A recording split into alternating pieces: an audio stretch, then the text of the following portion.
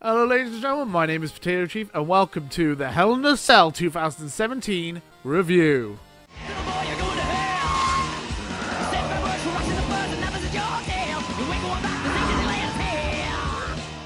So Hell in a Cell is gone, and what a damn show. Gotta say, one of my favourite brand exclusive pay-per-views this year by far. One of the best pay-per-views of the year so far. I think it's right up there. But yeah, there's a lot of solid matches all the way through as well. So it was a good show. I enjoyed it quite a lot. So let's have a little... I'm going to break it down for you guys. Go through everything with you. So I predicted all 8 matches. I got 5 right. So I'm over half, which is... Let's celebrate. Yes! I'm so excited to have more than half the matches correct. It's the first time I've done that. Yes, 5 out of 8. I mean, scraped it. Barely got more than half, but I got more than half, so I'm happy with that. I'm very excited about that. SV Masters 103. Sadly, predicted 3 out of 8 correct, but it was a nice effort, and thank you for replying in the comments below. If you want to be mentioned in the next review video for the next pay-per-view, comment below. And if you beat me in predictions, I'll give you a special shout out as well.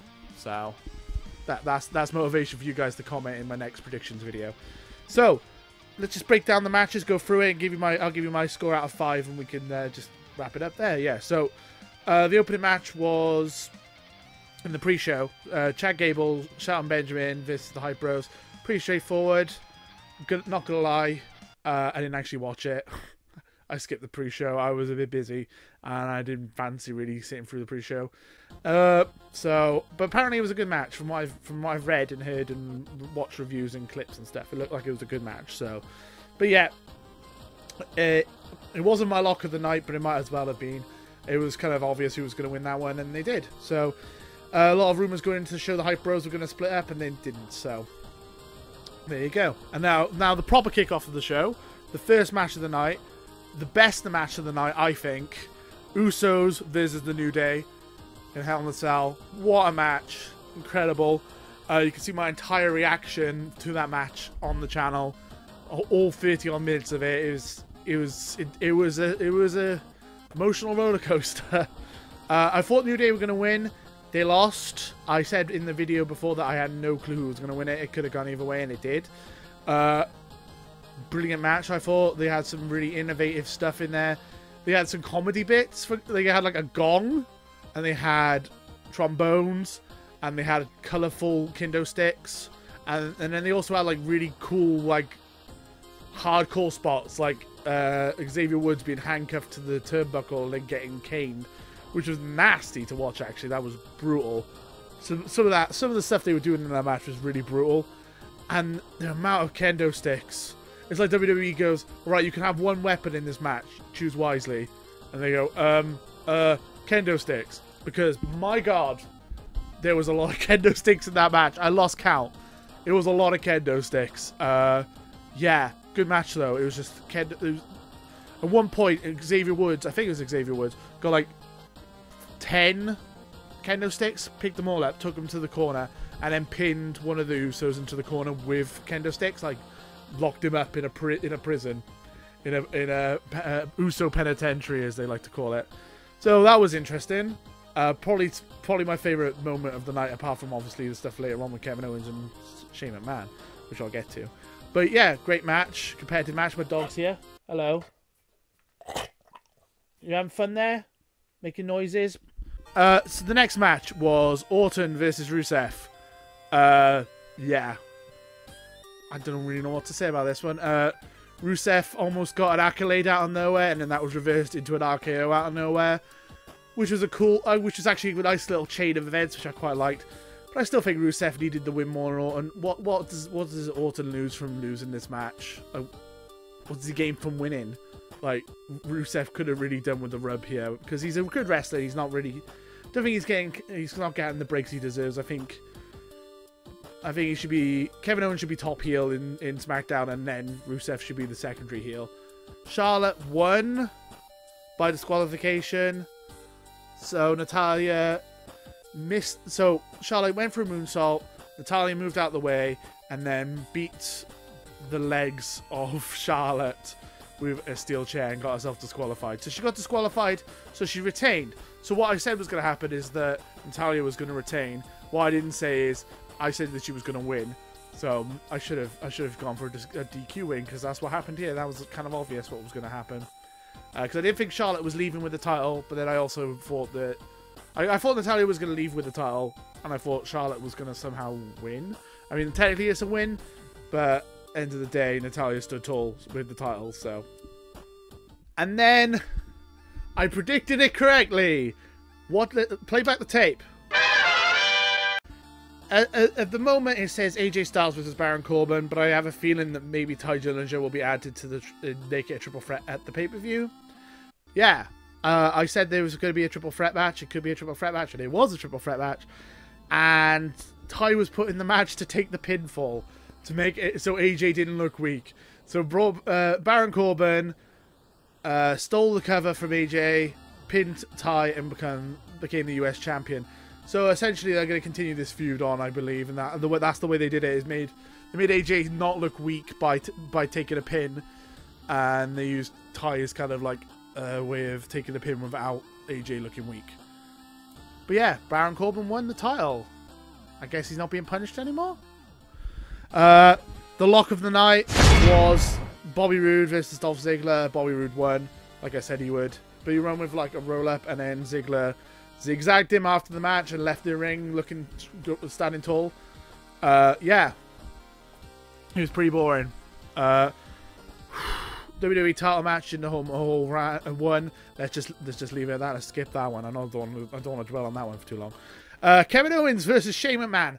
Well, my God. So before this week, if you said what was the best Hell in a Cell match of the modern era, so since the new era, the PG era, whatever you want to call it, I would have said either Dean Ambrose versus Seth Rollins, which I thought was a fantastic Hell in a Cell match, which is essentially a recreation of the first Hell in a Cell match between Shawn Michaels and Undertaker, even with the interference, whereas instead of Kane it was Bray Wyatt.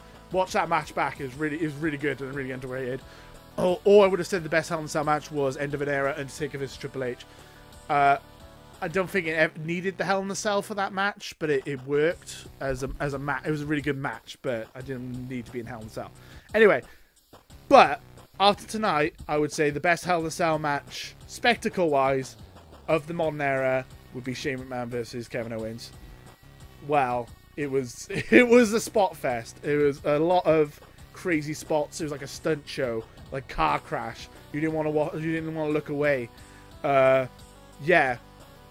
I'm going to tell you the honest truth. I watched this in the morning, because in the UK it was 4 o'clock in the morning when this was on. I woke up and watched it in the morning. And I'm glad I did, because all I was thinking was like, oh, thank God no one died. Like, literally, I was thinking that the whole match is like, if someone died, I wouldn't be able to see this. It would have took it off the network. So at least I know that everyone's fine. Shane McMahon apparently has taken some major injuries from this matchup. Not surprising, it looked nasty. I really thought that someone might have actually died in this matchup. So if I was watching it live, I don't think I could actually watch it. I'd probably look away the whole match. It was that brutal of a matchup. No blood, but probably the most brutal kind of Hell in a Cell match you can have without any blood being involved. So Kevin Owens, there was loads of crazy spots. Kevin Owens did a cannonball through a table. Shane, like, a table upright on the corner of the ring, and he ran across the apron and did a cannonball off. So it was literally like a real cannonball. He flew through the air. Shane McMahon did coast to coast. There was loads of weapon spots, like a powerbomb onto the steel steps and stuff like that. It was brutal. Then Kevin Owens looked like he was going to frog splash Shane McMahon off the barricade, and changed his mind and said, he looked up to the top of the Hell in a Cell. He's like, I'm going to frog splash. Well, he didn't say it, but you could tell by the way he looked that he wanted to frog splash off the Hell in a Cell. Got up there, and people say chickened out. I would say smartened up.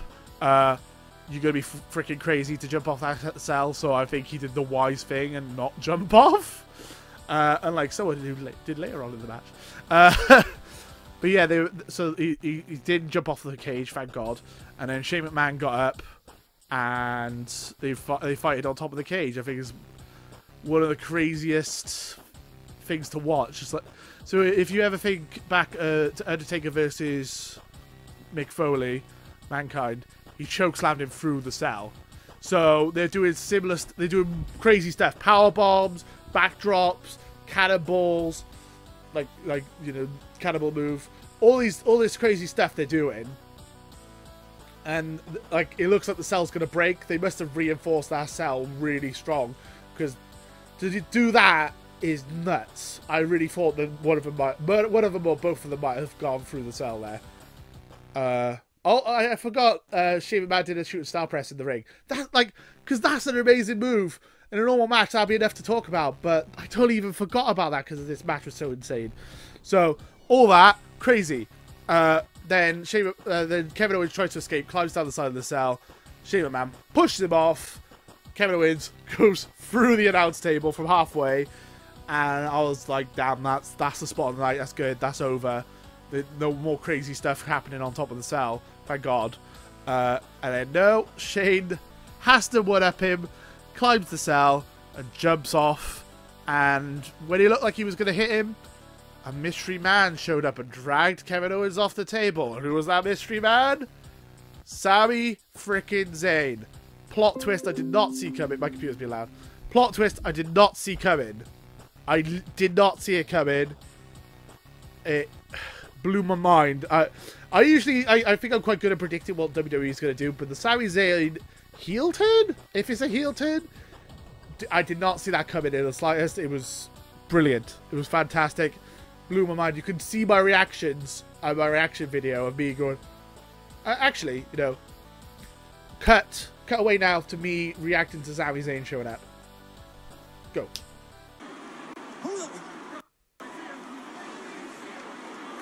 Sami Zayn! Oh my God! What? What just happened? Sami Zayn just pulled Kevin Owens out of the way! Sami Zayn just saved Kevin Owens! Yes! See how we reacted? That was insane, right? But yeah, it was crazy. It was a fantastic match.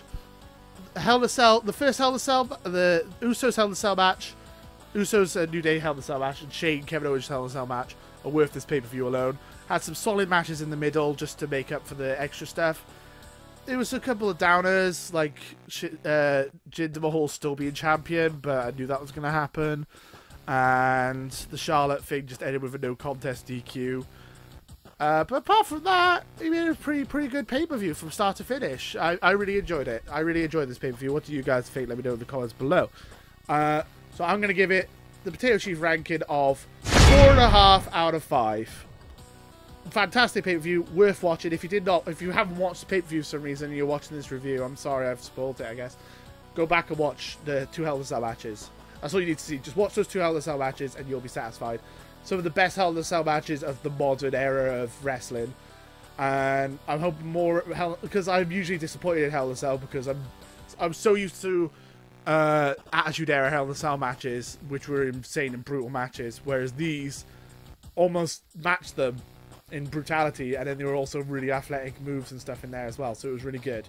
Highly recommend this pay-per-view. Probably the best pay-per-view of the best brand exclusive pay-per-view of the year, hands down. What do you guys think? Let me know in the comments below, and until next time, laters, bye bye.